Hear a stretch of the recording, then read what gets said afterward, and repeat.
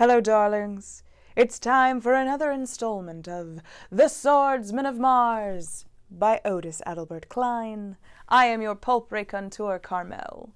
When last we saw our heroes, he had just realized that he didn't like kissing the woman he thought he was in love with, and she didn't like kissing him either. And then something beautiful happened. They were distracted. Chapter 19. When Thorn looked out through the leafy screen that camouflaged the door of Thane's Island home, he saw that a warrior in the uniform of an officer of the Commode had dismounted in the clearing. The fellow was leading his guard beneath the branches of a large spreading tree, where the bird-beast would be concealed from observers flying overhead. The newcomer walked with a peculiar rolling gait of a man whose legs are abnormally short in proportion to the rest of his body. "It's Yer'll-do!" Thorn exclaimed. Keeping cautiously beneath the trees which fringed the clearing, Yer'll-do circled towards the house. A few moments later he entered the opening in the screen. To Thorn he rendered the usual salutation, but to Thane the royal salute. This surprised the Earthman until he remembered that she was the daughter of Myrmidonville, and therefore entitled to homage due a princess. "I have news. Momentous news," said Yer'll-do as he entered the hut. Have you news of my father?" Thane asked anxiously. "Ill news," he replied. "His Majesty is in the clutches of Selhan, who has imprisoned him in Castle Takor." "We must find a way to rescue him," exclaimed Thorn. "Wait, I have not told you all," Yer'll-do said. "Perhaps I had best begin at the beginning. After I was netted by Selhan's Magongi, they searched a while for you, my lord. But at last they gave up the chase and flew me to Castle Takor. I found the castle garrisoned entirely by Magongi, with Surdet and a few of his cronies in command. Surdet had been rescued from the prison pen by Selhan. It seems that some time ago the yellow scientists rediscovered how to generate the deadly green ray used in warfare by their ancestors. Since then, they have been building large ray projectors, not as yet being able to manufacture small hand projectors powerful enough for efficient use. With 4 of these projectors and an army of Magongi mounted on Gars, Selhan yesterday flew to Dukor, overawed the army and the people with the weapons he had brought with him, and took over the government. He captured all the high officers of the Commode, and it is said he intends to proclaim himself Veal of Zanzibar in a day or two. These officers, among whom was Kovlutis and Lalvak, together with the Dixstar and his daughter Neva, were sent to Castle Takor, where they are now prisoners guarded by the Magongi warriors. Myrmidonville, who had previously been captured by Selhan's Magongi scouts, was at first held in the secret camp where they were making the ray projectors. But as soon as the government had been overthrown, Selhan ordered him brought to Castle Takor, where he could be guarded with the other important prisoners. Surdet ordered me imprisoned in a room in one of the towers to await the arrival of Selhan, who would then decide what my fate should be. But unfortunately for his plans, he had me put in a room which there was a hidden panel, which communicated with a secret passageway that led to an underground cellar, and thence to under the docks.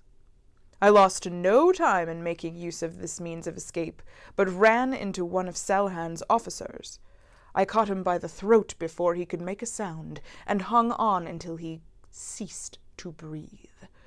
Then I donned his uniform and weapons, and boldly ascended to the dock. There, by virtue of the authority vested in my borrowed uniform, I demanded and received a gar from one of the attendants, and flew away unmolested. Do you think it would be possible for you and me to return to the castle, enter by way of the secret passage, and rescue Myrmidonville? Thorn asked.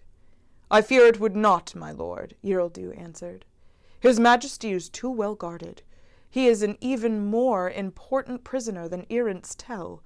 Selhan holds him as a hostage to prevent any uprising among the royalists, just as he holds the Dixstar to keep the loyal Commodists from revolting. How many ray projectors are left in the castle? Thorn asked. There are none, Earldoo told him. All 4 are in use in Ducour. Where Selhan goes, there go the projectors also. He will not leave them in the hands of his most trusted officers, for they are his very lifeblood. Without them, he could be easily defeated by a handful of regular soldiers, and so far as I know, no others have been completed. Why, then perhaps we can take the castle, mused Thorn. You told me once that the free swordsmen would revolt against the rule of any but a rat of Takor blood. I'm sure they are loyal, my lord, Earldoo said. You have but to command, and they will fight to the last man to recover your castle for you. Good. I think it can be done without heavy losses. I have a plan. That afternoon, shortly after Thorn had outlined his plan and given his instructions to Earldoo, the latter flew away in the direction of Takor City. Sometime later, when the shadows had begun to lengthen, Thorn, who had been snatching 40 winks on one of Thane's divans, was awakened by her hand on his brow. The time has come, she said. Thorn sat up, drank the cup of freshly brewed pulcho she offered him, and sprang to the floor. No, if you'll be so kind as to lend me Tezu and a boat, I'll be off. Why do you say lend? She asked. When I am going with you. You are to remain here. There will be fighting, bloodshed. It is too dangerous. She drew herself up proudly. I am a warrior, and as good a swordsman as the man you just sent to rally your followers. If you won't take me with you, I shall go in a separate boat. Seeing the impossibility of dissuading her from her resolve, Thorn set about making preparations for their journey. They then took Tezu with them, leaving Neem, the other beast, to guard the house, and went down to the boat.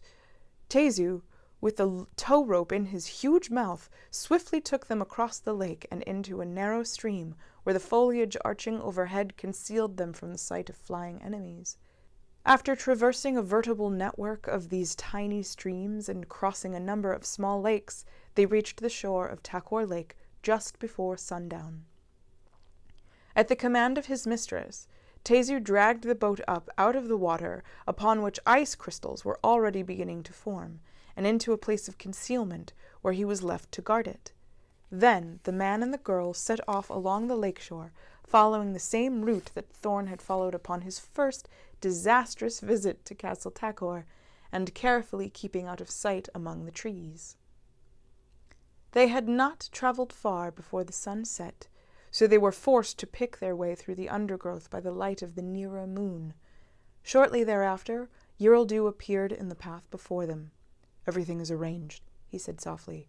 I've been waiting to lead you to the rendezvous. They paused only long enough to draw up their boots and let down their head cloaks for warmth. Then Earldoo led them away through the glittering, frost-coated jungle. Presently they came to a large clearing where several hundred warriors, mounted on gars, were assembled, and more were arriving constantly from all points of the compass, singly and in small groups. There was also a group of 50 warriors who were unmounted. In a little while there will be 500 mounted warriors here, my lord, said Earldoo. My son, Reeddoo, has assembled 1,000 more afoot. They are scattered about in the city, seemingly only amusing themselves, but will rally to him at the signal, half to capture the guards on the wharf, and the other half to rush the castle gate. Shortly thereafter, the last flying warrior arrived. After a brief final conference with Thorn, Earldoo led his foot soldiers away. They were picked men, for they were to follow Earldoo through the secret passage into the castle, and then capture and throw open the gates so the soldiers under Reeddoo could rush in. Thorn was to lead the air attack, which was calculated first to draw the attention of the defenders from Earldoo's little party, and later to assist in crushing the Magongi guards. After he had waited for the length of time agreed upon with Earldoo, Thorn gave the signal to his men, and one by one the great beast-birds left the ground. With the Earthmen in the lead, they formed a long line which ascended for about 2,000 feet, then straightened out to fly directly for the castle. Once above his objective, Thorn led the way downward in a swift, descending spiral which, as it neared the upper parapets, flattened into a great circle that followed the outline of the walls. An alarm had been sounded at the first approach of his flying host, and now, as they drew nearer, javelins flew up at them, hurled by the defenders on the walls.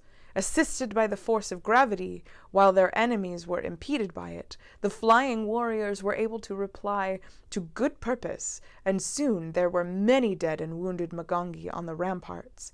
But it seemed that as fast as they fell, more rushed up to take their places. At the first alarm, 500 of Reed Dou's warriors had swarmed down over the docks where the guards were kept. As they were guarded only by a few soldiers and orderlies, the bird beasts were soon captured. In the meantime, led by Reed Dou, the other half of his little company assembled before the gate and began hurtling javelins up at the defenders. Now was the time for Yerldou to strike, and Thorn watched tensely. Presently he saw the little company emerge from one of the castle doors, quickly form a flying wedge with Yerldou at its apex, and charge across the courtyard, cutting down or scattering the surprised Magongi in their way. Just before the gate the two wings of the wedge divided, and each column ascended into one of the watchtowers which guarded the gateway. A moment later the gate swung open, and in poured the free swordsmen from the town, with Reed Dou at their head. Now Thorn's flying warriors swooped down into the melee, abandoning their javelins for fear of injuring their comrades, and fighting at close range with sword, mace, and dagger. The slaughter was appalling. The Magongi, most of whom had been slaves and were unaccustomed to warfare, were no match for the disciplined Takord swordsmen. The ramparts and courtyard were thickly strewn with their bodies, as Thorn and Yerldou, Thane, and a small contingent of Takor swordsmen cut down the warriors who guarded the entrance, charged into the castle, and began their search for the prisoners.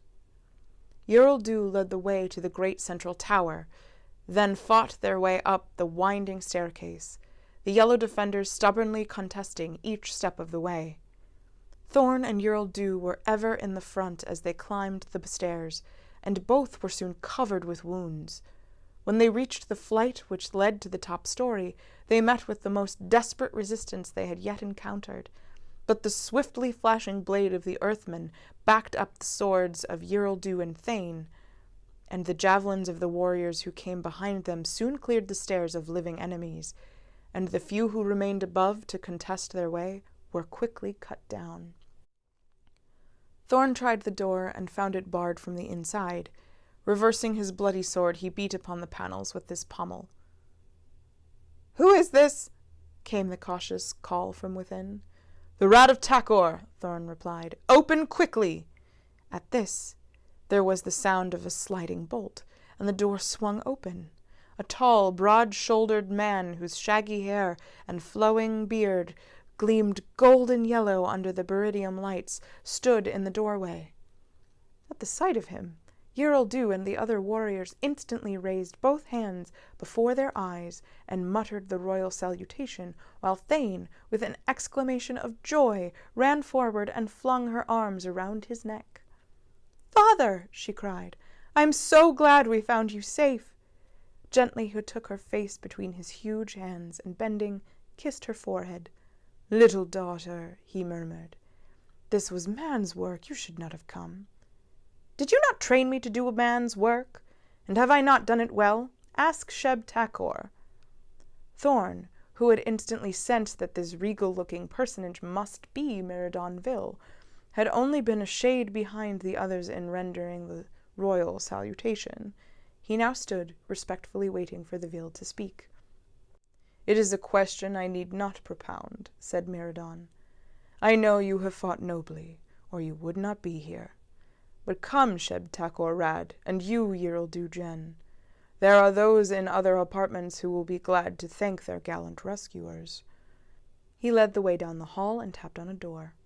From within came a little squeaky voice, which Thorn immediately recognized as that of Irint Stel. "Who's there?" "Miradon Vil with friends who have rescued us. Open," The bolt slid back, the door swung open, and the little rat-faced Dickstar stepped out, followed by Otis and Lalvac. "Where's Neva?" squeaked Ironstel. "Have you found my daughter?" "She should be in one of these apartments," replied Myrmidonville. "Open the doors! Break them down!" ordered Dickstar, with a wave of his hand. "Why do you all stand there staring?" Thorn regarded him coldly. "You forget, Ironstel," he said, "that this is my castle, and these are my warriors.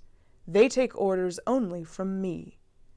At this the Dickstar turned deathly pale, but Thorn, ignoring him, warmly greeted the handsome Otis and the white-haired Lalvac, both of whom profusely thanked him for coming to their rescue. In the meantime, Myrmidonville had gone on to the next door and rapped. Thorn's heart gave a great bound as he heard the voice that answered, the voice of Neva. Ironstel rushed to the door and embraced his daughter as she stepped out, followed by 2 of her slave girls. Otis and Lalvac instantly crowded forward to greet her, and the latter ceremoniously introduced Myrmidonville. Thorn held aloof, watching them, his breast seething with conflicting emotions. Despite his resolve to put Neva forever from his thoughts, he now found that the sight of her had suddenly reawakened all the old longing with redoubled intensity. Suddenly he realized that Neva had seen him, was coming toward him, holding out her arms to him. His heart throbbed wildly, yet he resolutely steeled himself to break the subtle spell she had again cast over him, forcing his flagging will to recall her betrayal of him and the hideous death to which she had condemned him. "Sheb, beloved," she murmured, "the time has been too long." "The Dickstar's daughter," he said with frigid politeness, "honors the lowly castle of Rad Takor by her charming presence. The Takor retainers will have instructions to do all in their power to make her stay a pleasant one." With this he saluted stiffly, and walked to where Yereldu stood awaiting his orders. "See that these, my honored guests, are given the best the castle affords." "Yes, my lord." For a moment Neva stood bewildered. Then a sudden flush suffused her lovely face. Turning, she re-entered her apartment, head held high and eyes flashing. Without even glancing at the door through which she had vanished, Thorn addressed Yereldu. "I understand that the chief officials of the Commode, including the 7 judges, are confined here." "They are in the west wing, my lord." "Have them brought here, Jen," cut in Ironstel imperiously. "We would speak with them." "They are to be kept in their quarters and well guarded," continued Thorn. "Also, you are to search for Sir Det, and if he still lives, bring him to me. I would question him." "Yes, my lord." The Earthman now turned to the little Dickstar. "I trust it will not be necessary to again remind you that my warriors take orders only from me." Ironstel shot him a venomous glance. Then he swung on his heel and entered Neva's apartment. Thorn looked at Myrmidonville with an apologetic smile. "I hope that your majesty will excuse me, as I have pressing duties. Preparations must be made at once, so we can all leave the castle before morning. Selhan may return at any moment with his ray projectors, and if he finds us here, our case will be desperate, if not entirely hopeless." The Vil returned his smile. "I understand. Can I help?" "No, I thank your majesty." Thorn hurried down the corpse-littered stairs and out into the courtyard. Here he set about making immediate preparations for flight, ordering that all available weapons and provisions be brought out and loaded into the gars. He planned to leave the Vil and Thane in their secret hiding place, and to find another for Ironstel and Neva. Then he would lead his warriors far out into the marsh and hide from Selhan and his fearsome new weapons until he could devise some plan for successfully combating him. He was overseeing these preparations some time later when Yereldu came and asked to speak with him aside. "My lord," he said, "Sir Det cannot be found among either the dead or the living." "Then he has escaped. We must hasten our preparations, for he has undoubtedly gone to Dukor, and will bring Selhan and his ray projectors down upon us." But the words had scarcely left his mouth when a guard called from one of the towers. A vast host of warriors mounted on gars is approaching. Also, there are a score of the great metal gars." Instantly, confusion reigned in the castle. A frightened warrior leapt on the back of a half-loaded gar and jerked the guiding rod. The bird-beast flapped awkwardly up out of the courtyard, but it had scarcely cleared the castle walls when a strange and terrible thing happened. A green ray shot out from somewhere beyond the wall, struck the fleeing warrior and his mount. For an instant they were visible, bathed in that weird green light. Then they seemed to suddenly shrivel and disintegrate. Where they had been there was nothing at all. The ray winked out, and consternation settled over the courtyard.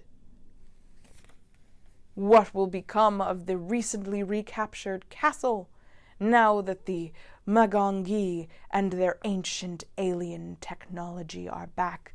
Green rays from outer space, led by a tyrant. Find out on the next installment of The Swordsman of Mars by Otis Adelbert.